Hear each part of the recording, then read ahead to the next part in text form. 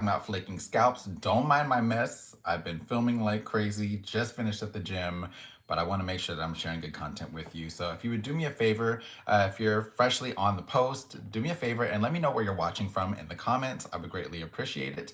We're going to go ahead and start here really swiftly because I don't want to waste your time. Um, I'm in very casual attire because I just finished at the gym, so that's why he's glistening. But yes, thank you so much for joining me. But today I want to talk to you guys about flaking scalps, why that's important, what you can do to fix it, and just different pieces of information that you may need to know in regard to your scalp. I'm gonna go ahead and answer any questions towards the end, and then I'm just gonna go ahead and try to focus on getting this content out there. So most common causes of flaking scalps, which I see quite prevalently, a lot of times people wanna put grease, oils, things like that in their hair, and you'll notice that those don't tend to work quite as well in terms of taking care of the flaking in some instances. In some instances, it can make it worse, and in other instances, it can help to improve it.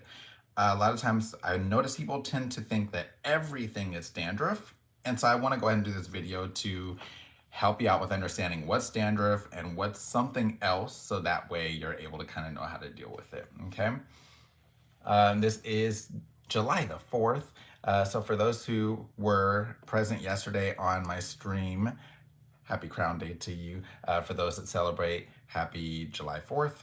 And yeah, let's go ahead and get into the good stuff. So, Lord, it's stuff stuck to my fingers. Okay, so if you are noticing that you have itchy scalp, dry scalp, things like that, you may have issues with dry scalp in general, but we need to talk about how it gets there, what you can do to fix it, all that. So dry scalp and the flake size tends to be very unique, and there can be a number of different causes. So I suffer from dry scalp pretty frequently. My scalp is actually dry right now. If you notice, there are no flakes visible, but my scalp is in fact very dry. And I'm gonna go ahead and show you how to identify if you have dry scalp. I've also got some different items here to be able to illustrate flake size and what you're looking out for, okay? So in the instance of dry scalp, you're gonna be looking for flakes that are about the size of salt, table salt. So not like the coarse ground, but like the fine ground, regular table salt. To give a visual example of dry scalp and what it may potentially look like, if you can see here, my scalp is presently dry, no flakes are present. So you may not see flakes there at present, but then when you go through and you lightly rub at the scalp, you'll notice flakes have a tendency to pop up. Typically in that instance, they're gonna be smaller flakes like you're seeing here, and that's gonna be a sign of dry scalp. Typically, you're gonna see issues with itching, things like that, where you maybe didn't notice it before, but when you start scratching, those flakes begin to pop up, things like that in there. So when you're noticing that, you'll see that that's kind of the issue. So for dry scalp, let me go ahead and throw up my visual illustration here. For dry scalp, we have salt here on a piece of tape, okay? Can you see that? I feel like this light is betraying me. But yes, so we've got salt on here, and I want you guys to kind of see the size of the flakes that are present there, okay? Now, if you're noticing that you have issues with dry scalp, things like that, we want to first deal with the causes. So number one causes of dry scalp is going to be first excessively hot water when you're shampooing and conditioning. So you want to make sure you turn that water temperature down a bit. You'll also notice that scalp is quite a bit itchy. It feels like that scalp is on fire. So if you can relate to that, do me a favor, put some fire emojis in the chat. The second most common thing that you'll notice with dry scalp is that the scalp will have a tendency to dry out quite a bit from using cheap shampoos, things like that. So if you're using a really stripping cheap shampoo, you can notice issues where that scalp feels like it is on fire, it is constantly itching, it is constantly flaking. A huge part of that deals with the fact that you are now seeing issues with dry scalp.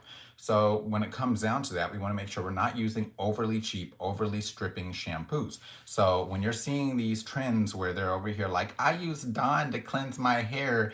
Yeah, I got it clean, baby.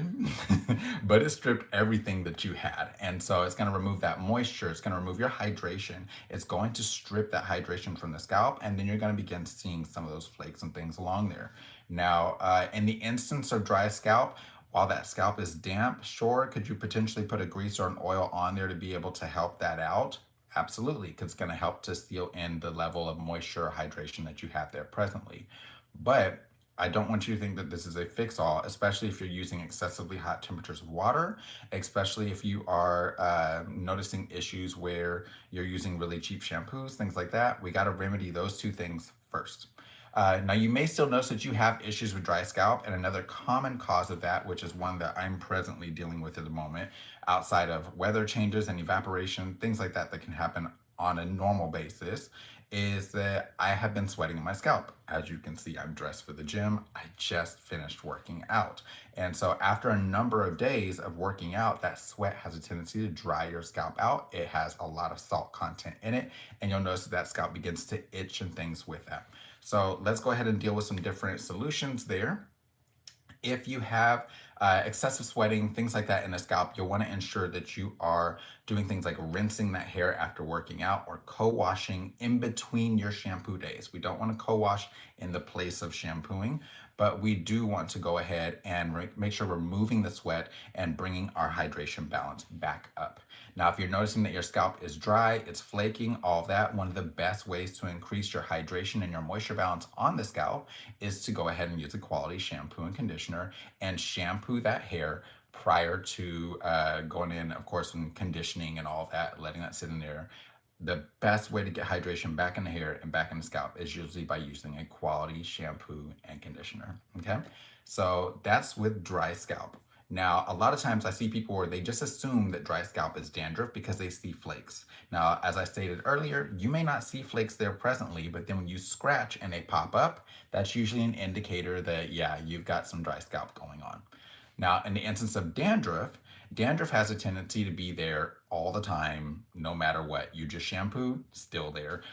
Scalp is dry, still there. You applied product on there, still there. And in that instance, you could apply an oil on there and it's really not gonna help out. Now that dandruff is just stuck to your scalp or it's stuck in your hair rather than being able to easily fall out because we've added a waxy factor to the hair. I hope that makes sense. So in the instance of dandruff, I'm going to go ahead and use grits. So to give you a visual illustration of about the size of dandruff, usually you're going to see something about like this here. So hopefully you can notice a difference in size between that and dry scalp that we have here. Big difference in terms of size. So you can see some small, some medium, things like that in there, but they always tend to be present in the hair, and they can be white or yellowish in color like that, depending on whether or not you've got some oil buildup and things like that on the scalp. If you have excessively oily scalp, you'll tend to notice they can go a little bit more yellow, and it tends to leave quite a bit more under there. Easier ways to identify if you have dandruff, because it doesn't always look flaky, is that of course you can have flakes that are present in there. You can have them in throughout the hair, on the shoulders, things like that, and they're going to be slightly larger. So if they're about the size of grits rather than salt, it's likely not dry scalp. If you're noticing that it is about the size of the grit situation, then typically it's going to be dandruff. If you're noticing that you're scratching that scalp, things like that, and then you go and there's like waxy matter up underneath the nails, you likely have dandruff, but now you have oily dandruff. Typically in that instance, your scalp is producing more oil. Now it's possible for you to have both dandruff and dry scalp, so you can see where you've got an issue with both. That kind of factors in there. If you have an issue with dandruff and dry scalp, typically you can go ahead and with a course of dandruff shampoo, things like that, but they tend to be really drying to the scalp. So if you're using a standard dandruff shampoo, you want to make sure to follow up with a hydrating shampoo and a hydrating conditioner. For those that are saying my curls are popping, thank you. I have links to all the products in my hair, skincare, all that in the description box below. But if you're noticing that you have quite a few issues with dandruff and with dry scalp, I would honestly recommend using something like the Royal Oils line from Head and Shoulders. The key ingredient in this one is pyrithione zinc, and it's a bit more mild, but it still keeps out with keeping some level of hydration in the hair. Now, I'll be honest, it's not the best level of hydration, but if you've ever used a dandruff shampoo, things like that, you already know it can be a bit drying. So having something in there that's going to be a little bit more hydrating in general is a bit better there, okay? So Got that one there. Ah, I have a whole mess of products back here, y'all. So I feel like I'm bound to fall out of this chair or drop something because my attempts at being organized is trash. Like you see this room. Okay, so we've got that aspect with dandruff there. Now you can also utilize something like a T-sal, and it has salicylic acid, things like that in there. So this is going to be more so if you have like really oily scalp, things like that, with a combination of dandruff. The salicylic acid can help out for a number of different reasons because number one, it helps to combat the oil, and number two, salicylic acid is a chemical exfoliant, so it helps out with removing the excess skin from the scalp, things like that, that needs to be shed off, so you're not seeing so much shed out here. Okay. Um, Other ones, if you have more severe cases of dandruff, you could utilize, what is it? They have, oh, the Head and Shoulders line has a clinical strength one. The clinical strength of the Head and Shoulders, which I don't have here with me because I don't need it. Lord, there's water caught in here. I need to move that. The clinical strength of the Head and Shoulders usually has like a selenium sulfide in there as the key ingredient, so it is a bit stronger than your standard Head and Shoulders with the pyrithione zinc in it.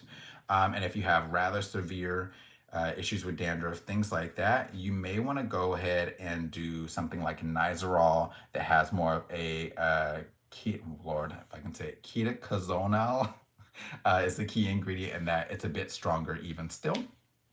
In that instance, it is going to be a bit better with removing the dandruff, but you're going to notice quite a bit more dryness. So in that instance, always go back in, use a hydrating shampoo, hydrating conditioner, and bring those moisture balance levels back up. If you're finding value in this, please do me a favor and click the like button.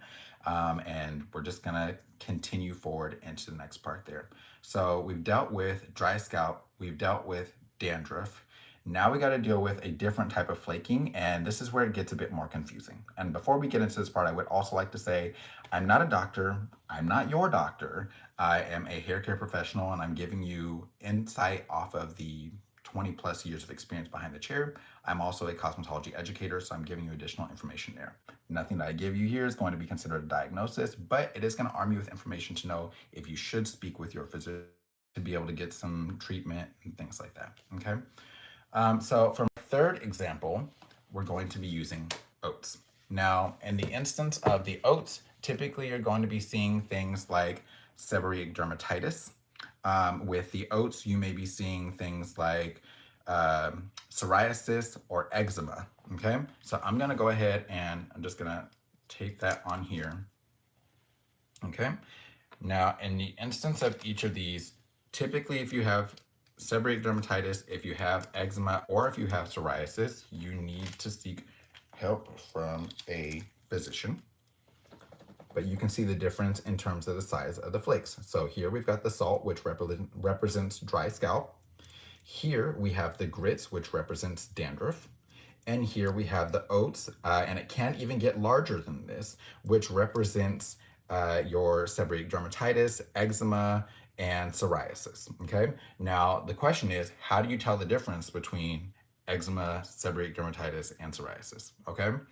Now, in the instances like that where you're seeing flakes that are rather large, where you're having to peel it up off of the scalp, that's usually a sign to be somewhat alarmed. And in that instance, someone's asking me about things that aren't as harsh. In terms of natural things, sure, you could go ahead and use something like an apple cider vinegar, but apple cider vinegar, because it's natural, is significantly less effective than some of the different chemical solutions. So just so you're aware. If you do use something like apple cider vinegar, you want to make sure to dilute it so that way it is not too strong, because it is highly acidic and it's more acidic than your hair is, even though your hair and your skin are acidic by nature. Okay. In the instance of the larger flakes that you're peeling up off of the scalp, things like that, you are going to notice you need to see a dermatologist or a doctor in that instance. Now, typically, if those flakes are peeling up off of the scalp, or you're having to like physically peel them off, and the scalp does not look super irritated, things like that underneath, there's a higher chance that it's going to be more on the side of seborrheic dermatitis. And if you're noticing that you're putting greases, oils, things like that on the scalp, and it's getting worsened, or those flakes seem like they get even more severe. If you're going to a braider and they're doing those things like slathering braiding gel on the scalp, there's a high likelihood, if your scalp is cutting up after that, that you're battling with some seborrheic dermatitis. Now, in the instance of seborrheic dermatitis, it deals with inflammation of the sebaceous or the oil glands. So because those oil glands are inflamed and they're overactive, adding more oil to the scalp only worsens the condition, because the condition comes from inflammation of the oil glands. So in that instance, using a grease, an oil, a butter on the scalp, or even braiding gel is going to make matters significantly worse. So if you notice that you have a lot of issues, or that scalp seems like it is on fire when you're doing that, that's likely what the cause is. So if you are one where you feel like you may be on the side of seborrheic dermatitis, eczema, or psoriasis, do me a favor and put a thumbs up in the chat just so I know who I'm talking to. In the instance of seborrheic dermatitis, they do have over-the-counter shampoos, things like that, that you can use. So you can use something like the T-Sal again. They also have different ones, like Nizoral has one that's specifically for seborrheic dermatitis, but those again are going to be on the lower scale. You can also see where, like, if you go to your doctor or your dermatologist, they will typically recommend a prescription strength shampoo, and in that instance it's going to be really drying. So anytime that you're using something like that, always follow up with a moisturizing shampoo and a moisturizing conditioner, because we want to keep those moisture balances high. If we're using something that's drying on the hair and we don't go back and supplement that hydration in, we're going to notice a huge issue with our hair feeling like straw. It's going to feel very harsh. It's going to be more likely to break, more likely to frizz, things like that. And yes, someone did also add in here, if you have issues with seborrheic dermatitis, because it is an inflammatory condition, your diet can play a huge role. So having an anti-inflammatory diet can help out not only with things like seborrheic dermatitis, but also with things like eczema, and with issues like psoriasis, as well as issues like CCCA, or central centrifugal cicatricial alopecia. Okay, that's for a whole nother video. We're not talking about that today. In the instance that you have eczema, you may notice that that scalp is a bit more scaly, things like that, and it doesn't always peel up. It tends to just be the texture of the skin. It's going to be a bit more itchy a lot of times. It can be sore, and it can also be exacerbated by our allergies, allergens, things that we're consuming. So a lot of times you'll notice where people have issues where they may be allergic or sensitive to certain foods, and because they're eating those regularly, they have more common flare-ups, things like that in there. Or you may notice that you have flare-ups in certain times of the year because of the differences in the humidity in the air, or the lack thereof. So that's an important factor to kind of keep in mind as well. In that instance, yeah, sometimes oils can help out. So if you're noticing you have the larger flakes like that, and the oils and things are helping, it could be eczema or psoriasis. In some instances, if the eczema is caused by overly moist skin, things like that, you can see issues where adding oil to it is only going to make it worse. So you just really have to be mindful about things along that line. Now, if you should have something like psoriasis, typically this little flakes will peel up a bit easier, but if you'll notice underneath, the scalp tends to be a bit more shiny, it tends to be pink, it tends to look irritated, things along that line. As a result of that, typically that scalp is going to be a lot more tender. And I will say straight up, if you are putting chemicals and things like that on your hair, be it hair color, lightener, relaxer, any form of chemicals, and you're noticing that scalp frequently burns in the same area, there's a huge likelihood that you have psoriasis in the scalp. And I would highly recommend that if you're doing any form of chemical services, that it be like highlights, things like that, where it's not going directly on the skin, just because that irritation that's constantly happening to the scalp can cause issues where you're building scar tissue, and then you end up with a condition where basically that hair starts to thin and shed, and it's not able to grow back because hair cannot grow through cicatrix or scars. Okay, so we've got our 3 different sizes of flakes, what that can all indicate, things like that there. Now, in the instance of dandruff, I forgot to mention that with our grits here, in the instance of dandruff, if we are having issues with that, it can be a number of different factors in there. Of course, our diet can be a factor, allergens can be a factor, and on top of that, we can notice issues where because of like a buildup of malassezia, which is a yeast type of fungus that grows naturally on the scalp, it can be worsened and exacerbated that way. So if you're having issues with dandruff, especially, you want to ensure that you're not going to sleep with like your hair soaking wet, not sleeping with conditioner in your hair overnight, not leaving your hair excessively wet and damp while you're sleeping, because now we've got moisture sitting on here a long time. We've got a dark, damp, and warm environment. And where does bacteria, mold, mildew, yeast, all that grow best? Dark, damp, warm environments. Okay, so things to keep in mind there. So in the instance of dry scalp, can oils and greases help? Sure, sometimes, provided that it's not something where you have dry scalp and dandruff, or dry scalp and seborrheic dermatitis, so on and so forth. If you should have dandruff, can oil help? Typically, no. If you have issues like seborrheic dermatitis, can oil help? Absolutely not. It is so much worse. If you have issues like eczema or psoriasis, can oil help? Potentially, yes. And as a matter of fact, a lot of times the medications they give you for those have a tendency to have an oil base to them. Now, a lot of times, inevitably, people always ask me about sulfur 8.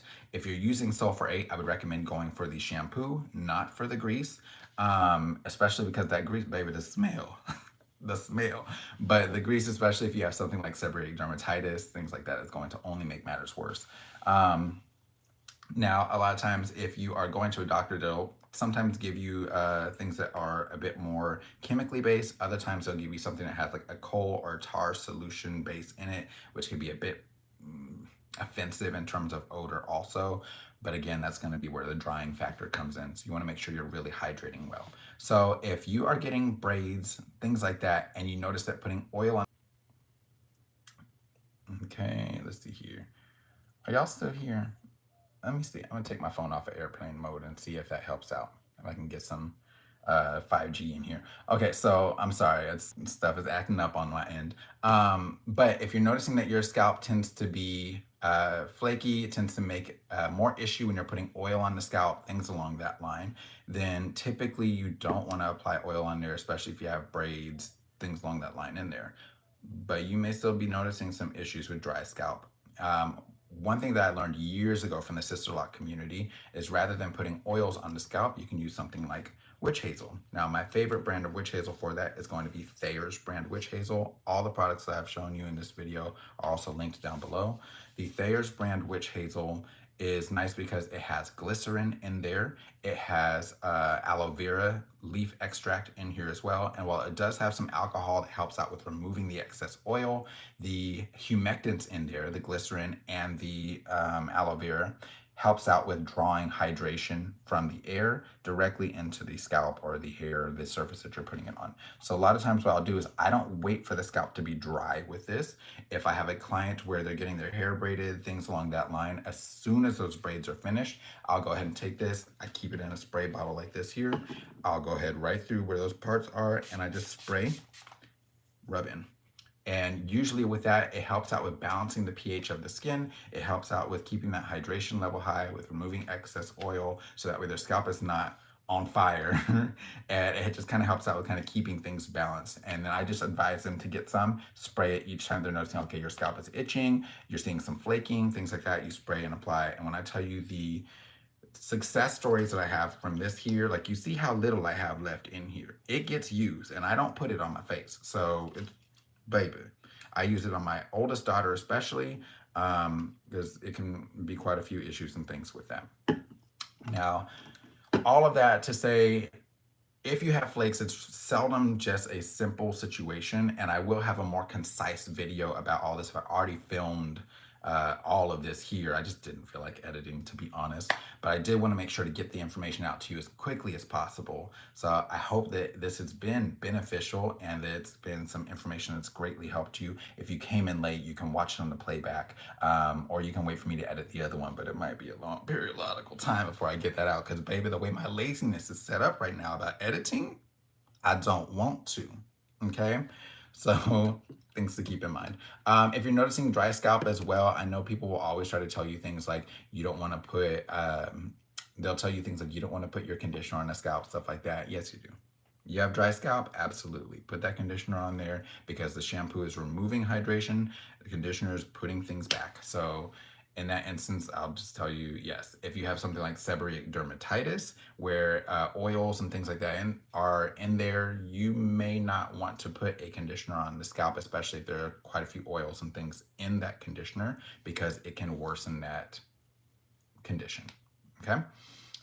So I'll go ahead and open up for, I'd say, about maybe 5-10 minutes worth of questions. If you have questions in here, I'll try to answer as many as possible. But then I got a shower, baby, because I just left the gym and I am 50 shades of glistening because we don't sweat over here. Celebrities don't sweat. I'm not a celebrity at all. Filming this in bathrooms and stuff. But yes, yeah, for those that are wondering or like ask me about the products and things in my hair, I'm presently using the Ashley Marie collection from the Hair Diagram. And again, those are linked below. Is it good to scrub? Typically, you don't want to use your fingernails whenever you're dealing with the scalp. Use the balls of your fingertips. Even if you're using a comb or something to get flakes off the scalp, you want to tilt it at an angle and just lightly go. You don't want to scratch really heavy. Thank you so much for your $5 donation. I really appreciate you. Let's see here. Is it the Thayer's Witch Hazel? Yes, it is. So I use the lemon one just because I prefer the fragrance of it. And I just really like it, but it also comes in lavender, it comes in cucumber, it comes in rose water, all sorts of things. Any specific ingredients to look for in hydrating shampoos and conditioners for countries that don't have the products that you mentioned? Yes, so if you're in an area where there's some humidity, things like that, typically you want to go with something like glycerin or hyaluronic acid, things like that. And your conditioners can be really great for bringing outside moisture in without being extremely heavy on the hair. You can also look for things with like avocado oil, olive oil, things like that in terms of like in the conditioning components of it. Cetyl and cetyl alcohol are both good ingredients. They're moisturizing alcohols. One of them is actually a binding agent that kind of helps to emulsify your formula. So yeah, those are great things to look for in there. And then you want to stay away from like, if there is alcohol in the formulation, it's just regular alcohol. You don't want it to be at the top of the list. You want it to be down at the bottom. If it's at the bottom of the list, it's as a solvent that helps out with liquefying out powdered ingredients. If it's at the top of the list, it's a drying agent. Okay. Let's see here. Any advice on hair loss? That's a whole separate video. I do have a hair loss series, but it depends on the types of hair loss. A huge factor with hair loss is typically going to be hormones and making sure you're taking care of the body overall. So I would say first, understanding anxiety can play in, stress can play in, health conditions can play in, any hormonal changes, be it thyroid, menopause, pregnancy, all of that can deal with that there. Where can I purchase the Thayer's at? It is available on Amazon. It's available at Target. You can find it at Walgreens, CVS. If you're in Texas, you can find it at HEB because HEB is my jam. Absolutely love it. So yes. Let's see here. Protective styles for folks with dermatitis. I would honestly say things like individual twists, individual braids, things like that. And don't be afraid. Like I know people always talk about like, don't shampoo your hair, all that. If those braids are done well, you can shampoo and just lightly cleanse the scalp and not have to worry about excessive amounts of frizz. So if you're getting that, that's why I recommend the individuals if you're going to do protective styling, things along that line, because it gives you the option to still cleanse the scalp without causing a massive amount of frizz. Whereas like if you have cornrows and you're shampooing, baby, it's going to frizz up no matter what. Let's see here. How good are hair vitamins? Hair vitamins, I'm not a huge fan. And I'll tell you the reason why is because the focus is so much on hair rather than on the body as a whole. And if the body is not in balance, you're gonna see a lot of issues with potential hair loss, things like that, just because you're not getting the nutrients that you need. So perfect example, Samaya, thank you so much for your donation. I really appreciate you. Perfect example is like, let's say you had weight loss surgery. Taking a hair vitamin is not going to help you out there because your body is literally in starvation mode. It's going through shock and it's eating up fat stores, things like that to get its energy. So any excess energy is not going to go to hair growth. Excess energy is going to making the major organs function. So if your body is not where it needs to be nutritionally, if you're not where you need to be health wise, you're not going to notice a huge benefit from that. So to me, if you're going to take a vitamin, you should do so, number one, with your doctor's approval, and number two, you want to do one that takes care of the body holistically. Your hair will benefit. If you're taking care of just the hair and you're not focusing on the body as a whole, you're likely not going to see a ton of benefit. And baby, who wants to have beautiful hair if your spleen falls out your booty hole anyway? Okay, so let's see here. Lord, this thing is acting up. How can you tell there's dry scalp and not just having product buildup? So that's an excellent question. In the instance of dry scalp, it's always going to be smaller flakes. So with the dry scalp, like I was stating earlier, you're typically going to have the salt-sized flakes. With product buildup, a lot of times you'll see something a little bit larger. And I will tell you, a lot of times there, that's where it comes into saying like, okay, if you did a clarifying shampoo, that clarifying shampoo, thank you so much for your donation, Miss Latrice. That clarifying shampoo that you're putting on there helps out with removing product buildup, things like that. Now, if you're noticing like you did that and then you went back and you moisturize and you're still seeing issues with flaking, all that, you likely either have dandruff or dry scalp. So product buildup is easily removed. A lot of times you can just lightly scratch if you're having product buildup, but honestly, you shouldn't have a ton of product applied to your scalp in general. It's honestly not great for the scalp. The scalp needs to be able to breathe.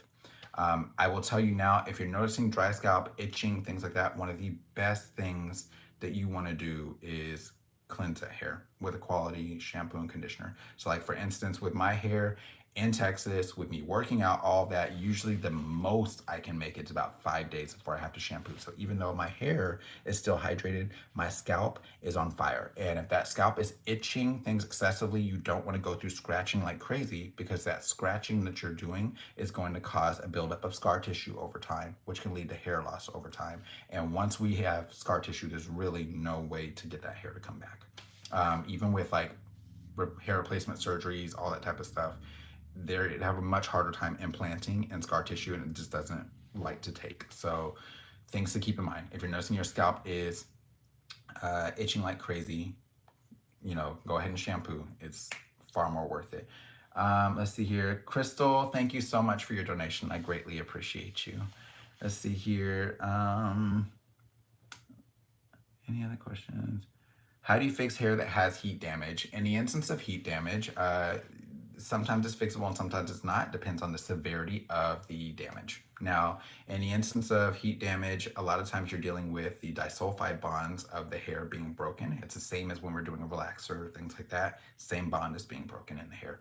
So whenever we are dealing with heat damage, we want to go in and deal with both protein and moisture and deep condition, preferably with steam. So I do have a hair steamer up there. I don't know if you can see it. It's also linked in my product favorites in the description box down below. But you typically want to go ahead and make sure you're putting back moisture and protein. Don't use a protein by itself. And then from there, you can see some of those curls bounce back. If you're not seeing that, then baby, start lightly trimming each month, and just as it grows, trim the excess length off, and it'll eventually grow out. But I will tell you, you want to make sure that you are minimizing the heat that you're putting on there, in frequency and temperature, all of that. Let's see here. What is a good protein? It depends on the degree of the damage. So if you like bleach and your hair is mushy and all that, then you want to go for a liquid protein. So like the Apogee, things like that can be great, where you're putting the liquid protein in there and you're sitting underneath the dryer like this until it gets hard. And then in that instance, I don't even recommend putting moisture with it. Do the moisture later, because that hair is already coming out. Like, don't do it. If it's just something for like regular maintenance, opt for a cream and always mix it with your moisturizing masks, things along that line. So Apogee does have creams that can work out really well. Also, some of my favorite ones, like the Framisi has a good one. Believe it or not, Shea Moisture has some quality masks, even though I'm not a huge fan of a lot of their shampoos like I used to be. They've changed up a lot of formulas since the owners changed. What else? Paul Mitchell is a fantastic strengthening deep conditioner. So it one's fantastic.